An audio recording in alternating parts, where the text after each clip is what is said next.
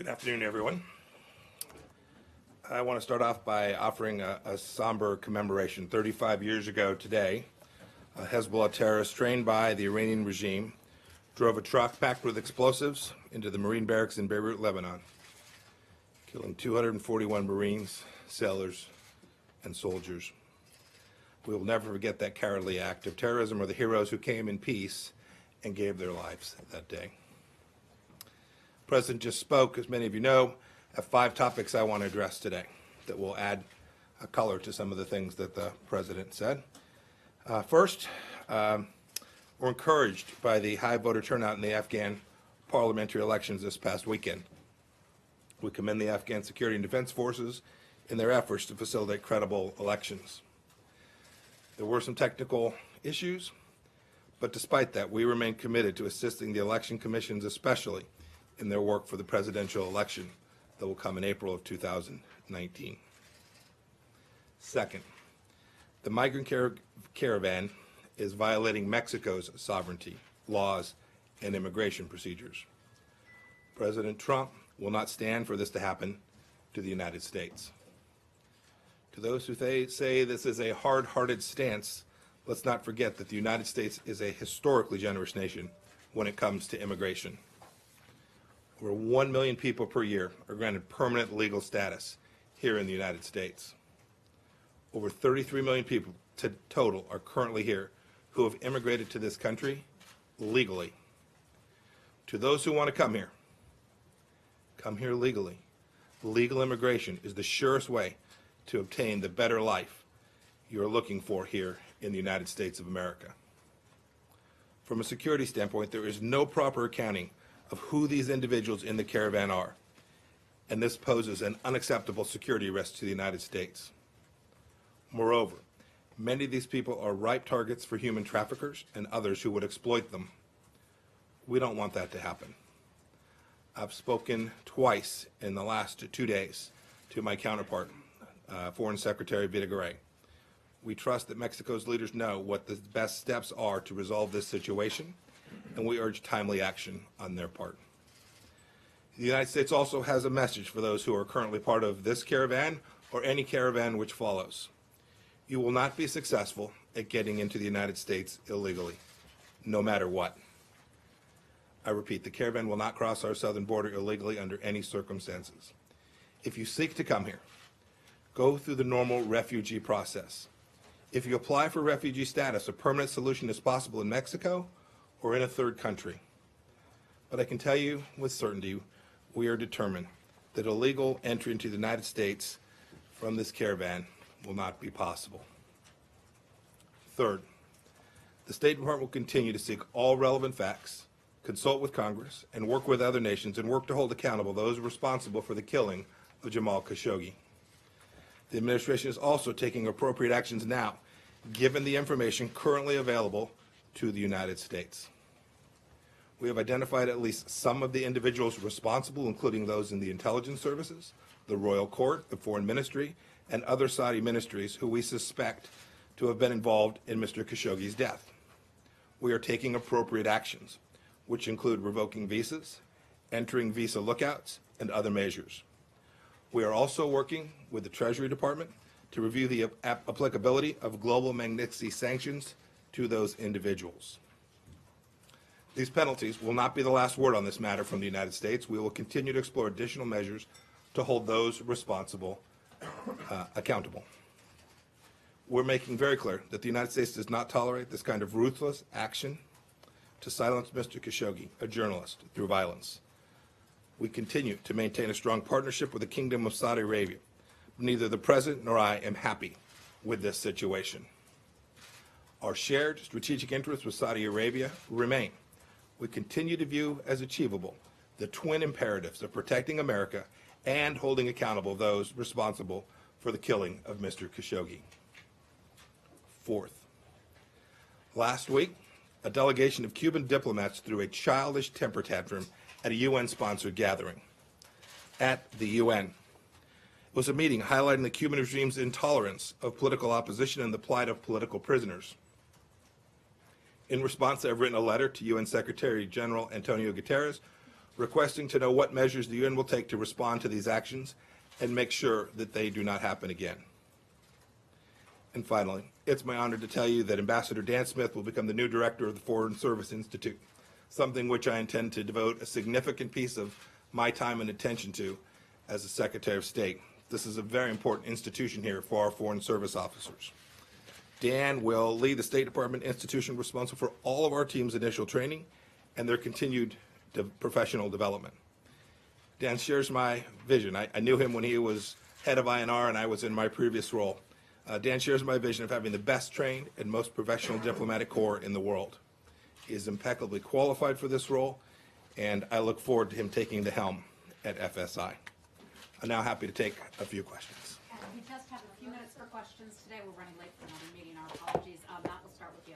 Thanks, Heather. Thanks, Mr. Secretary. The sir. President, as I don't know if you could add color to the President's comments. He just called the Saudi operation or the attempt to conceal the worst cover-up in the history of cover-ups. And I'm wondering, one, if you agree with that characterization, and then second, if you could be a little bit more specific about the actions that you're taking with regard to the visa revocations. How many, roughly, are we talking about people here? And then on the migrants, what would you say to people who would criticize your comments just now as being a bit disingenuous by telling them to apply for refugee status when this administration has slashed the number of refugees it will admit? I said I'd take a few questions. You just asked 3. I assume everyone in the room would be very disappointed in you for having taken all the questions. So let me take the last one first. This is a nation that is historically generous with respect to accepting refugees and persons from all around the world. There is no mistaking that. It will continue to be so. And so those who want to come here legally have every means available to do that. People can also file to be refugees in other countries other than the United States of America. And so what we know is this. We're a nation built on laws. We have an obligation. The President has an obligation to protect American sovereignty and to secure our borders, to make sure that we know who's coming in and out of our country is not only appropriate, but it is a duty of the United States government. We'll continue to make sure that we execute that with great energy and vigor and professionalism. Second, I'll get you the numbers. We have them, but I want to make sure I get them to you right. I'll make sure everybody gets a chance to see the numbers. There's not a lot more that I can say about other than to say that this is certainly not the last step that we will take, that we will continue to do our own efforts, our own fact-finding to make sure that decisions that the United States makes are based on real facts and real data that we can confirm ourselves. We'll certainly take information that comes from other sources, the Turkish intelligence services, the Saudis. We will evaluate that information, validate that information, and form our own judgments about the facts, and then hold those responsible accountable based on the facts that we determine are appropriate. We will work with Congress. I've spoken to our allies around the world. We want to make sure that everyone understands that the United States doesn't believe that the killing of Jamal Khashoggi was anything other than a horrific act, and we hope that we can work together both with Congress and our allies to hold those responsible accountable. Let's go to Nazira. Nazira's from Afghanistan. Thank you very much, Haddad. Mr. Secretary, thank you very much to talk about Afghanistan election. It was really unique things. We are very happy for that. But unfortunately, Pakistan still do something wrong. You know, the incident that General Razik has been killed. Some reports said Pakistan was behind of that action. Do you think that if Pakistan doesn't change their policy, what will be the next action of United States to Pakistan to change their policy toward Afghanistan? So I had a chance to travel and meet the new leader of Pakistan not too many weeks ago now. We'd made clear that the U.S. Policy with respect to South Central Asia has not changed, that our expectation is that Pakistan will not provide safe harbor to terrorists on their western border. We couldn't have made that message any more clear, and that Pakistan will be held to account if they don't achieve that, if they're not sincere in that effort. We don't believe we can get to the place that everyone wants, right? Everyone wants a reconciliation in Afghanistan, and to achieve that, you can't have a safe harbor for Taliban, for Haqqani, and for others inside of Pakistan. The Pakistani government knows that that's our view, and this administration has already made significant efforts to hold them accountable, and we hope that they'll achieve the goal that we've set out for them. Reuters. Thank you very much, Mr. Secretary. Thank you very much. Given the president's comment about the worst cover-up ever, does the Trump administration still have trust and confidence in Crown Prince Mohammed bin Salman as a reliable security partner of the United States, or is there a belief that he might have been part of the cover-up and should temporarily step aside until it can be independently established whether he played a role of any kind in the killing of Mr. Khashoggi? We're learning the facts. And as facts unfold, as we continue to develop our understanding of the individuals that were responsible for this, who not only executed it, but led and were involved and were connected to it, the world should know that we intend to hold those individuals accountable when we develop that fact set. And we literally, we hope to continue to learn facts. We've learned a lot over the last few days. We hope to learn a lot in the next 48 and 72 hours as well. A great deal more in the next 48 or 72 hours as well. Our last question, Andrea. Secretary, following ma'am. up, thank you.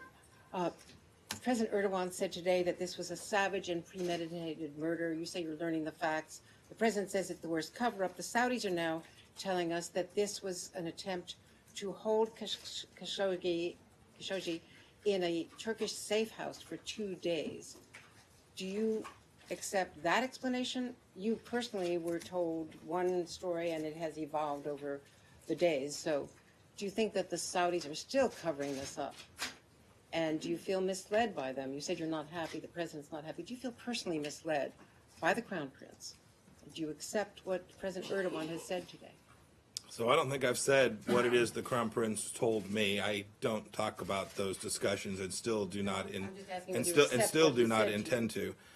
We're going to accept what America learns. We're going to accept the data set that we're able to develop.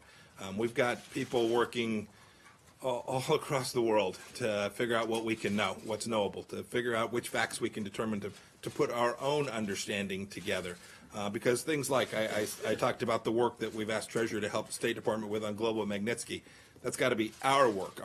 We have to develop our own data set on which we have reliable evidence in order to base such a judgment to find someone as having violated U.S. law. So it will be our work to do. We will, as always, in my former role, all source intelligence. So we'll take in all the data set, but we will validate it. We will verify it. We will learn the facts for ourselves. Has Turkey cooperated? Are they giving you Yeah. what you need to know? The Turks have been very cooperative with us, and the Turks have told us that the Saudis have cooperated with them as well. Has any U.S. official heard an audio tape or seen evidence from the Turks? I don't have anything more to share with you about particular data sets. As we do, I assure you, we will continue to keep you informed. As we learn, we will share those facts, and more importantly, you will see the United States hold the persons that we believe should be held accountable, hold them accountable. You can rest assured that President Trump is committed to that. I'll take one more, Heather.